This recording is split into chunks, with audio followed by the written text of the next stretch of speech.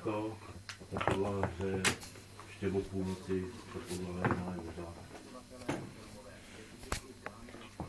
Ale je to znát, že tam vlezeš, prostě už od spoda krásně cítíš teplo. I prostě na ty nohy, že máš teplo, třeba pak je to perfektní. Opravdu, říkal, to nemá cenu to dávat do ložnice, když tam si jdeš stejně jenom tam celý vyspat a do pokoju, že většinou stejně víc času tráví v tom obyváku. A tak jsem přemýšlel, že bych to dal. No, on má vlastně obyvák, to má spojený s kuchyní, že to má vlastně velkou hodnotu, tak to vlastně udělal. Nekousej to. Fuj je to. Pust to. Fuj. Do pokoju normální. Fuj je to. Pust to. Pust to. Honem. Fuj je to. Honem. A dozadu Veďo. Někdo mi říká, no, někdo říká. Nebo aspoň do toho obyváku bych dal. Do té jídelny bych dal taky na radiátor. A do vlastně toho obyváku bych dal. Je to opravdu, je to dobrý. Je to takový příjemný, když tam přijdeš ty vado a... Kdy to jsem? Zase energeticky, jestli to není jako hodně náročný na to, aby že tam propaleš hodně plynu. Bez stejný.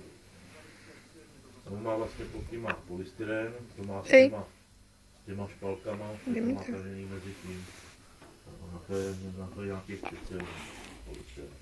Samozřejmě podlahu, když dáš beton, tak to musí být nějaký, že jako prozbuštěný, když to jde skrz, no, že tam se do toho něco přidává, nějaká slepka do betonu. No. Sedí. No to má normálně dlažbu, po celý má všude dlažbu. Tolik to vydrží, prostě, když ta ráno nahřeje, Bedřiku. vydrží to celý den. Bedřiku, sedni. Sedni. Tak on má barák zateplený, to je... Má na stropě, to tam má vlastně na posádák, Sedni. který má nahozený a stropy má zasádák. Na tom má 10 čísel polystyrénu a 25 čísel vaty. To má po celém, prostě po celém to má takhle udělaný. A na to vatu. No, a na to má vatu.